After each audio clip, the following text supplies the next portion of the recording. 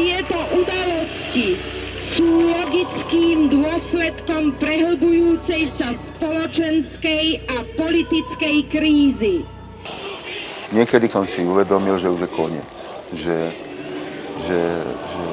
tým zmenám nepríde a pokiaľ k niečomu príde, tak príde k tretej etape komunistickej spoločnosti. Keď som ja uvidel tie mená a ten počet tých ľudí, čo neprešli lustráciami, tak my sme s Petrom Zajacom okamžite utekali za Janom Langošom a sme hovorili, proboha, prelustruj aj nás.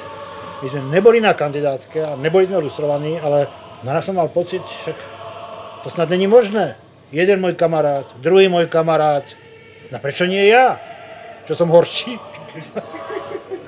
Ak sa nezačnú u nás riešiť existujúce problémy, dostaneme sa do skutočnej krízy.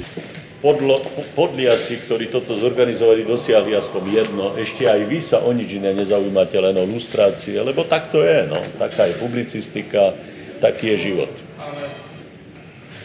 Viete, ako to je v médiách, že môžete byť aj 100-krát nevinný, keď sa to bude omielať, zostane to ešte na deťoch mojich detí.